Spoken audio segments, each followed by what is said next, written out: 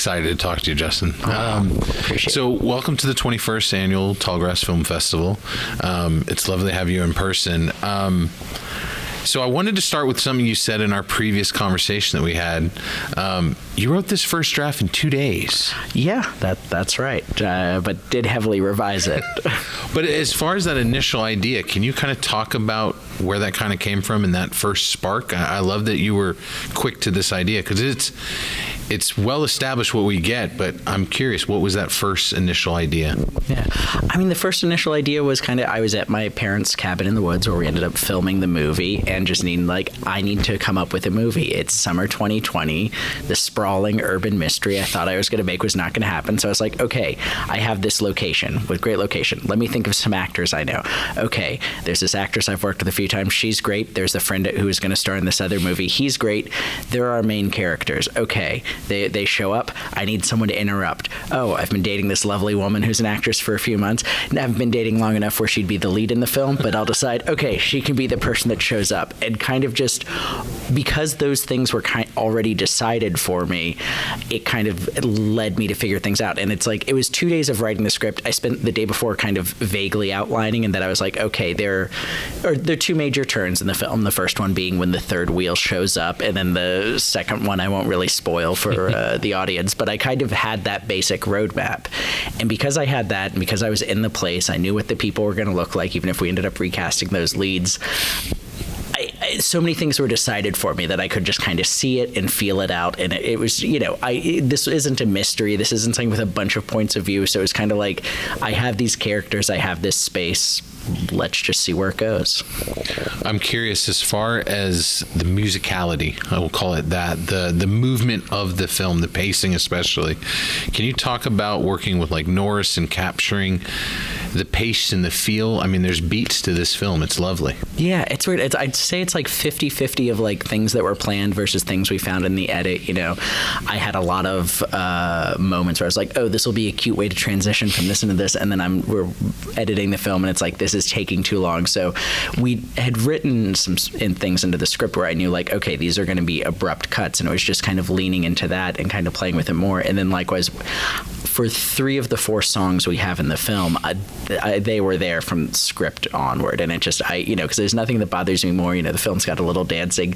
When you watch a movie where clearly they did not know what the song was going to be, and then they decide on it in post, and you can kind of feel like they're figuring it out. So it was like important for me to lock down these great musicians. Granted, some of them were friends, but others were great Virginia artists like Piranha Rama and Angelica Garcia, and just kind of bringing that. So I think having all that in my head really helped, determine that pace.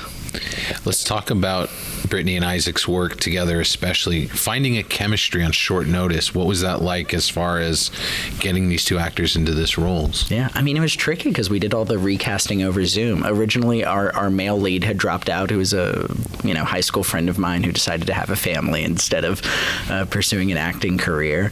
And so we cast Isaac, and it was sort of partly a chemistry test with our previous actress. But then when that actress dropped out about 2 months before filming, I was like, okay, then we got to find someone who matches with Isaac. And like Brittany, we'd brought on an actual casting director, and it was just kind of finding like who's going to have the right vibe, who's going to have the right chemistry. And they, even over Zoom, they kind of clicked together automatically. And also, I mean, Brittany was the only actress who challenged me during the audition. She was like, so why are you writing this movie about, a black woman exploring these things? And it's just, I liked someone who's going to bring a lot and also call me on my ship, because I don't know much. And the only way to succeed through collaboration is to work with people smarter than you.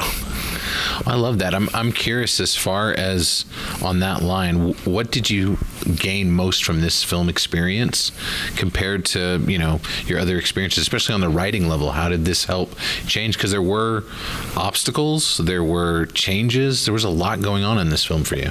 Yeah, I mean, and to say nothing of also the night before filming, all the water shut off. Yeah. So that was a big one. No, I think it was just sort of learning, I've written and directed a bunch of shorts, but they were kind of like a film in under 6 hours, me shooting on my phone or with a crew of 2 people.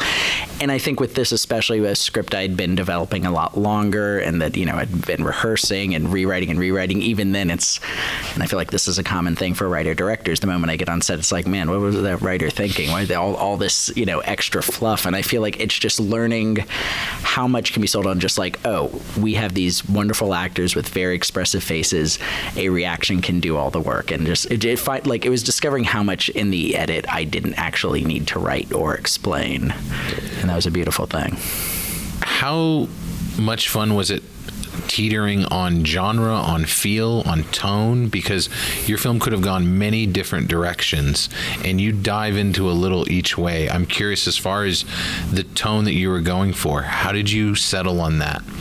I think it was coming from a place of, we knew we wanted to touch on horror because, certainly with independent filmmaking, it's the easiest thing to raise money for, but I do genuinely love the horror genre. But we also do, this is mostly going to be a movie about people talking in rooms. And so it was sort of finding that Venn diagram between uncomfortable comedy and uncomfortable horror, and, just building that tension. So it was drawing, a lot from Northern European filmmakers like Ruben Östlund with Force Majeure, but also Michael Haneke with Funny Games and things like that, or Marinade with Tony Erdmann and films like that. And it's just like, there is a line, and I'm proud of the tone that we all kind of set with the film, because I feel like though it goes into these different directions, there's an emotional consistency to the movie, even if it kind of is like, this section feels more like a comedy, this feels more like a horror, this feels more like thriller. Can you talk about the cabin and also blocking and movement, especially when the third person comes into it, the movement that's going on? There's a lot of there's visually a lot of difference to it once you've added that piece. Can you talk about blocking this out, making this possible in that house? Yeah. So I had the fortune of, it's my parents' cabin. I was able to go to that place a lot, but we also had no real in-person rehearsal time. However, as I mentioned, the third person who shows up is my romantic partner. And so she and I would take these trips to the cabin where we would block things out, and she would basically be all the different roles. And she would literally put on a different hat to be like, okay, now she's KJ, now she's Dan, now she's the character she plays. And it was just sort of figuring things out like that. There's one moment that came out of that sort of collaboration that I'm really proud of, blocking wise, is there's, a big scene in the middle where there's a short story that gets discussed. And so, my favorite scene in the movie, it's the reason why we ended up making it, but it's a lot of this third person talking, and just she's talking throughout it, but I don't want to take away from what the main characters are feeling. And it was kind of like, okay, this person's going to talk a lot, but we can't have her be the focus of the scene. And then working with Gloria, who plays that third person, she kind of, a big idea she had is that this character is always trying to inflate herself and feel larger because she's a small woman. And so she tried perching on the side of the couch. And then I was like, if she perches on the couch, then we can cut her head out of the frame. And that way we're paying attention to the people we need, whose emotional reaction matters. But the person who's going blah, blah, blah, blah, blah isn't going to just steal all our attention. And so, it came out of just having a lot of time in the space. I love that. As far as bringing other elements like short story, comedy, other writing elements, do you find yourself writing it consistently all the way through, or did you find pieces as you were moving along in the story? I kind of looked at it as it was like a road trip, in that especially writing it so fast, in that I knew the general direction things went, but I did not know there was going to be this autobiographical short story that gets revealed during it.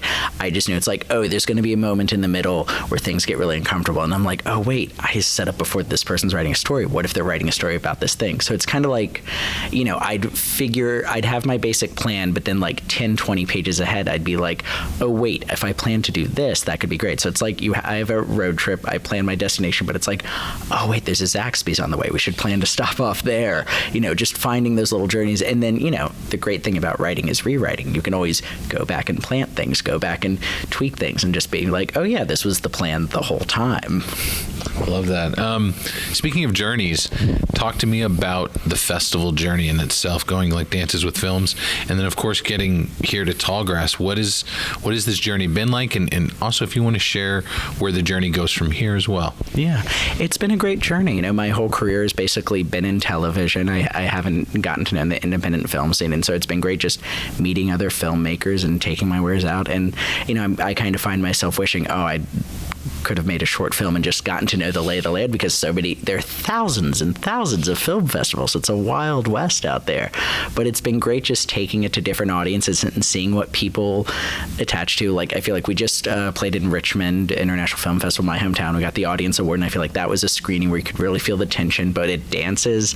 We got laughs on every line, and like parts where people are supposed to laugh, but it's like it played like such a stronger comedy. So it's been interesting to see how everyone responds to it. And then it's like we have our first genre festival coming up in a couple weeks at Horror Fest International in St. George, Utah. So that'll be cool, because I'm, self-conscious a bit about like what horror fans are going to think of it, because you set expectations by giving a genre that's going to affect how people respond to it. And when is this getting released? Because we have after the festival. Okay. Yeah, so. We have some other festivals that are not publicly announced yet, and I don't actually know when we can announce them, but no, we got some fun stuff ahead. But Horror Fest International in a couple weeks in Utah. And of course, we're excited that for people who can't make it to Wichita, we're part of the Tallgrass virtual program, so people can stream our film from October 6th to October 30th if they're based in the United States. Perfect plug-in, by the way. I was the first one to do it correctly, yeah.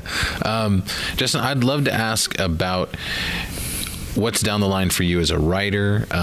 Anything you can share with us? I know right now things are kind of going crazy and coming back, but anything you can share with us about what's your next steps and anything film-wise? Yeah, I mean, it's a different thing, because I feel like I'm a writer first and foremost, and sometimes I'll decide, I want to try and direct this film. My big strike writing project is not something I'd want to direct, because I think it would be better for a stunt person to direct it, because it's a slasher film based around hit and runs. Like, the idea is it's a college campus, and there's an increase in hit and runs, and the students are trying to figure out, is there a serial killer, or is this just life in the United States? But meanwhile, I have a couple other projects that I'd be excited to make. There's one, it's my cheapest project, so I think it'd be fun, but it's a horror film about an alien sort of invading an apartment building, and it's great because it could be filmed literally anywhere as long as we have an apartment building available to us. So either we get a place that's just been built or a place that's about to be torn down. And yeah, I'm excited to sort of get back to work. I'm glad the Writers Guild has gotten a good deal, and I'm excited to.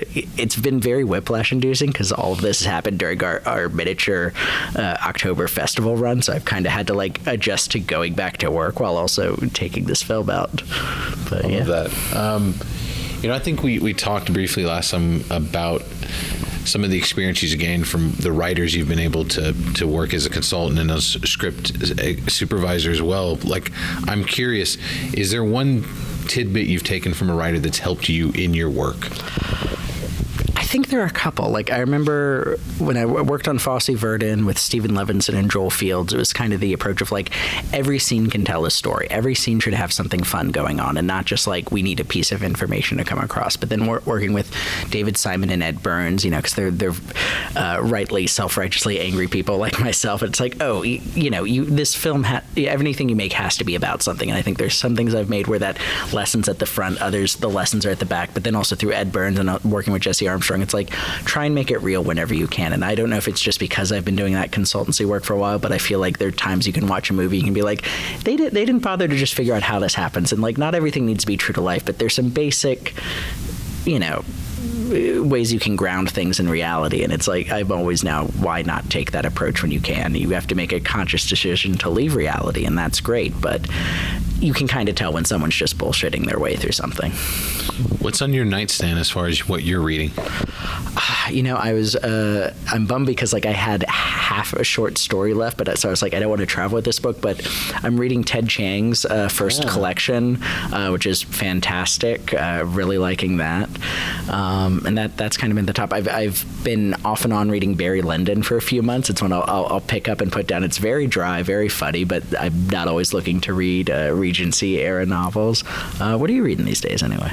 Gosh, I just picked up, actually, it's a nonfiction. It's what's it called? Songwriters and their voices.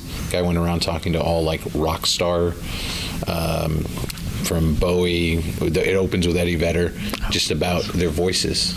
and all the things they do to treat it, get over things. Do they, what don't they like to do? It's a fascinating book. I'll have to check it out. Well, Justin, it's always a pleasure to chat with you, but I'm so grateful for you bringing this film here. I think people are going to really enjoy it, and can't wait to see what people experience from Glue Trap. Thank you. Same. I'm very excited. Great talking with you, Gotti.